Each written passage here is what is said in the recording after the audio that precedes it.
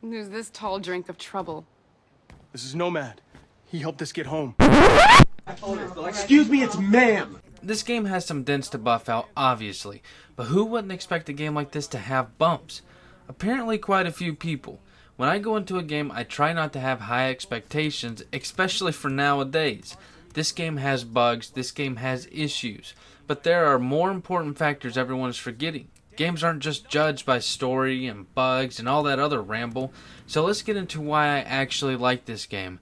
My name is Tanner, and this is For Your Money, a different kind of review. Ghost Recon has been around for many years. I mean 18 years to be exact. They have tried many different formulas to change the game, but what really separates Breakpoint? Well, let's start with the story. So you're sent on a mission to Aroa, a promised utopia that has been taken control by a military group known as Wolves, a formidable foe for any Ghost Recon veteran. Your mission is to find out who sunk your allied boat off the coast of Aroa and why. As you arrive, your helicopter is taken down by a swarm of drones, the same drones that prevent people from leaving the island, and the same drones that give the Wolves the power to enforce martial law. And on top of all that, whenever you finish the story, there's going to be tons of side quests for you. You're going to have battle rewards faction missions, and I'll get into those during the gameplay. But the main story takes many twists and turns, and in my personal opinion, they do a great job at it.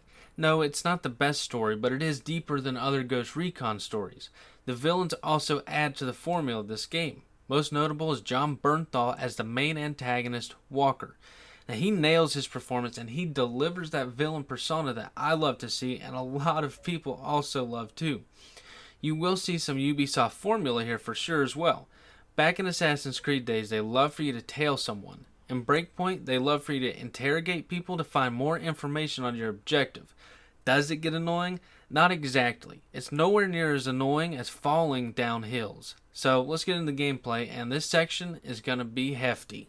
Let's talk about something no one has mentioned. Breakpoint's map is smaller than Wildlands, and I like that this route was taken.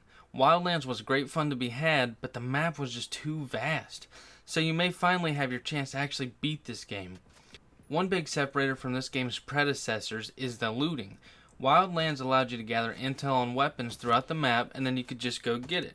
This game operates similar, but different. It takes a Division turn of shooting and looting. You do find intel on weapons and you can go get them, but doing so in an early state will result in the weapon being a lower level. Enemies also drop weapons that are accustomed to your gear level as well. Your tougher enemies tend to drop the goodies. And no, by tougher, I don't mean the enemies level up. I'm talking your tougher tank/robot hybrids. They drop the goodies. One thing I've seen in some reviews in progress is people don't understand the gear score and they say it's useless. Well, I gotta ask. Did you even go to an area that required a higher gear score? Because I did. I came, I saw, and I died. But enemies die in one shot in the head. Well, that's a 50-50 statement. Obviously enemies die one shot in the head, but robots in this game, they don't have heads. Robots are one of the main reasons to have a higher gear score. And on top of that, if you go to an area that requires a higher gear score, the enemies do a considerable more amount of damage than areas that don't have gear score recommendations. This game's combat is not very different from Wildlands. It adds a couple more brutal executions, but it doesn't change the gunplay. And I'm fine with that. This type of gunplay has always appealed to me, and it still does. What changes the combat flow now is the skills to upgrade. You pick a class in the beginning, and the classes are Panther, Medic, Sharpshooter, and Assault. Pretty basic, but each class comes with their own set of skills. I played as Panther so I could deploy a smoke screen that allowed me to run and hide from enemies when I got injured. This comes in handy when your character is injured to the state of limping and you either heal or die, or pull off some John Wick stuff and make a hasty escape. Change of plan. Now there are some other specials in the class and they're pretty much minor, but I'll give you an example of one. I can put silencers on my pistol and SMGs without sacrificing damage. On top of the class options, you have perks/upgrades to unlock. Perks will tell you if they're strictly co-op or co-op and PvP. Perks consist of things like Tireless, minus 40% stamina cost, or Mountaineer, plus 75% slide control. That is a must-have. Other things in the skill tree consist of drone upgrades of range, speed, cooldown, and mark area. You can also upgrade your weapon upgrade. So here's how it works. You have MK1, 2, and 3. Those are the levels of weapon upgrades, and they can only be upgraded to 2 and 3 if you purchase the upgrade in the skill tree. Now this skill tree really is something else. I'm split pretty much 50-50 with it. I like the idea of how classes and the new gear add to the gameplay, but it's still an overwhelming menu of percentages. Now again, perks are a nice idea, but making you buy upgrades for upgrades, that's kinda lame. Breakpoint tries to have a heavier story than the others, and in my opinion, it succeeds. It does do what Wildlands does of finding people on a map and then taking them out, but that's not what it's geared towards. There's about 7 or 8 people you hunt down, and they require a high gear score. So gear score is not hard to level up, and it's not that much of a grind. Just visit locations on the map that are marked with chest emblems, take out the enemies, and loot. XP is rather easy to obtain, and doing so you will get better loot, and with every piece of gear you get, 9 times out of 10 the next piece is going to be way better, and thus your gear level will increase. Some other ways to get gear is obviously the main operation, or you can do side missions, PvP, or faction missions. Side missions and PvP, those are pretty much self-explanatory, while faction missions, that's another cup of tea. Everyone is now familiar with battle passes in games such as Apex Legends or Black Ops 4. This is pretty much this game's version, but it's free. You do faction missions to level up your battle rewards. Unlocking a battle reward is normally a piece of gear or some sort of customization item. And from what I've seen, it seems like Ubisoft has plans on cycling in newer items throughout the lifespan of the game. As long as it stays free, I'm pretty much 100% cool with it, and I'll participate. So one big issue a lot of people have had with this game is they say the survival mechanics are underdeveloped. Here's where I'm going to branch off and say, review the game for what it is and not what it isn't. So the survival mechanics that you will do is heal and drink water. If you don't heal, you're going to be limping everywhere, and if you don't drink water, you're not going to regain lost stamina. And by lost stamina, I mean the stamina at the end of your meter that is marked off in red. You can also refill your water canteen at any moving water site, and trust me, that canteen is going to help. While those are the only actual survival things you're going to do, you can still eat, hydrate, review tech, stretch, review guns, read, and rest at this game's campsite called a bivouac.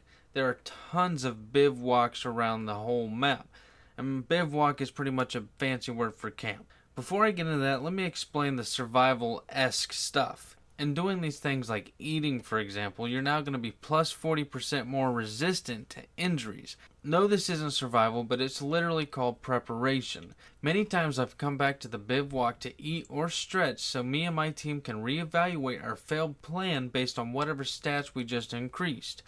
I have no issue with this, so survival under development for me doesn't exist. Now here's my elevator pitch of the bivouac. Here you can make preparations, you can check tactics, which is you building preset loadouts, you can craft items whether it be grenades, mines, syringes, or you can craft food rations to help you boost skills on the go.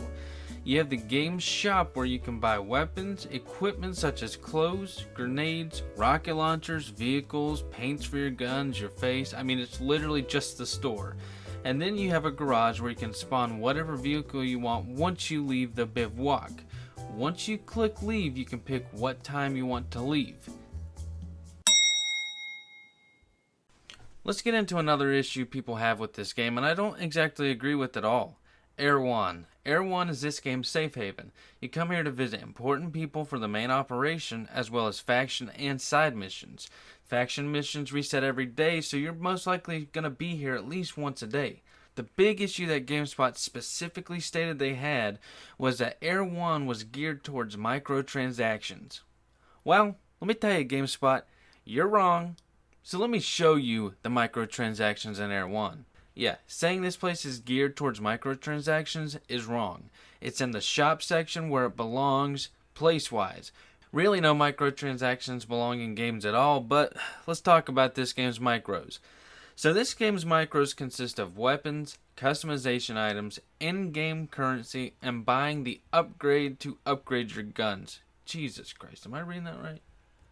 Alright, anyways, I'll be honest, buying these weapons with real money or even the damn upgrades for crying out loud say more about the player than the company. Yeah, Ubisoft, you're greedy, but no customization options should ever be locked behind my wallet. But the point is, just don't buy it. Find the gun in the game. You get no PvP advantage for buying a gun. You get a PvE advantage that lasts for maybe 10 minutes, when you find a better gun. So if you're going to buy these weapons, have at it, Junior. I also have extended car warranty I'd like to sell you. Other things in the gameplay are weapon customizations, where you can customize all parts of your weapons to be a different color if you want. You can add attachments. Now, character customization, it's little to none, like my expectations for this game, but hey, that's why I like it. And raids, well, literally every live service game nowadays has raids, just bigger, harder missions that drop better loot, because guess what? It's the trend. Now, gameplay was the beast of the game and where so many issues came in. So what I'm going to do now is trivia shoot my likes and dislikes about this game beyond gameplay. The architect of the map and surrounding areas is more thoroughly designed than previous titles. The voice acting was a nice treat from everyone except your characters, which sucked. The looting factor works well with how this game plays. AI for me were at least smart and would flank my team. I only found one enemy running around in circles, and it was on a staircase. And if you play PUBG, you know staircases are traps. Weapon customization was deep. Getting higher gear score is a fun feature that was little to no grind. Progress in the story makes for different AI talk you can listen to when you're in combat. Bad things. You will start sliding down a hill, and when your stamina is out, you're going to start falling down the hill. And this happens all the time, and it will chunk away your health. I played as a female character, and my squad said that my character had a male voice. Now this game has many bugs. Floating on top of cars if you're the driver, glitching into the game world, executions bug out making you stab the air, failing missions or leaving a mission area will sometimes bug the mission out, so you might have to exit to the game menu. At least that's what I had to do. These are the bugs that I encountered in this game. So let's get on to why I like this game. The simplest reason why I like this game, the reason everybody forgets to ever mention, I had fun. This game was an absolute riot. Last time I had this much fun was when Friday the 13th released. The bugs do take away some of the magic, like missions bugging, but overall nothing can replace the feeling of being a squad, planning your route of attack, or just walking around the world looking for some enemies, or just admiring some of Aurora's beauty. This game is rough, but it will come along. Ubisoft may be greedy, but they do keep up with their games. So I'm going to say this game is $35 out of 60. I'm giving it 35 for the fun to be had, the story I enjoyed, and the map size change up. I feel confident in saying this game will be different in a good way about a year from now. But I get it. It's lame. It shouldn't be a year from now. It should be now. You know, what can I say? Live service games, they're the trend. But all in all, I did have a blast playing this game. And, even though there's all these bugs, there is tons of fun to be had. Thank you guys for watching. If you liked it, why not subscribe and help someone out? But if it was the lamest thing you saw, then go ahead and hit that thumbs down button.